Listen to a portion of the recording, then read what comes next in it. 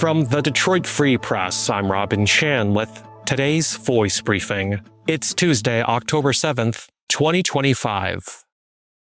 This is J.C. Rinder with the Detroit Free Press. Fifth Third Bank announced plans this week to buy smaller Comerica Bank. The all-stock deal would create the second largest bank in Michigan, just behind J.P. Morgan Chase, with $56 billion in deposits and over 300 branches in the state. However, some of those bank branches could close because of the overlapping geography. If the deal does get approved, the Comerica brand name will go away in late 2026 or early 2027. That also means a new name for Comerica Park, the home of the Detroit Tigers. But that new name won't be rolled out until after the 2026 season. Nationwide, the combined Fifth Third and Comerica Bank would be the ninth largest bank in the United States.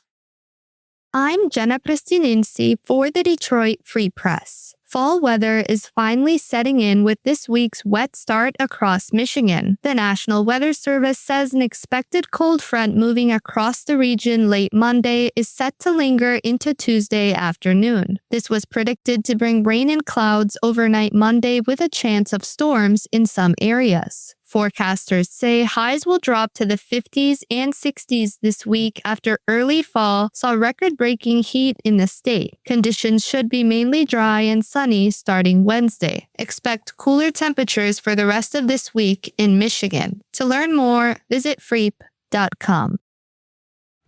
Hey everybody, this is Evan Petzold, the Detroit Tigers beat writer for the Detroit Free Press. On this week's episode of our podcast, Days of Roar, Seattle Mariners beat writer Ryan Divish checks in about the ALDS between the Tigers and Mariners in the 2025 MLB postseason. Here's a quick snippet of our conversation.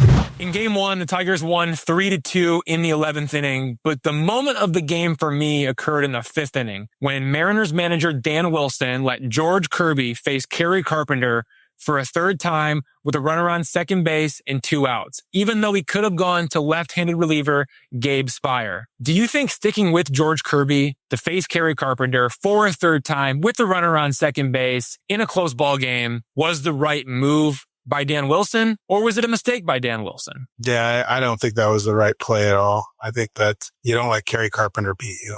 It doesn't. I mean, like he's like Babe Ruth against the Mariners, so you don't let him beat you. You certainly don't let him beat you with a guy that when George Kirby's already given up 4 homers off of him, you don't let him beat you. So I thought that was the bigger issue. You saw in Game 2, they bring him Gabe Speier to pitch to Carpenter. I mean, like if he's coming up and there's runners on base, you do not use a right-hander to pitch to him if you have Gabe Speier available and ready to go. You can hear that full conversation in this week's episode of Days of Roar, which is available wherever you listen to podcasts. And as always, you can find our latest coverage on freep.com/sports. Find more from the Detroit Free Press on freep.com. That's FREEP.com. Thank you for listening, and you'll hear more from us tomorrow.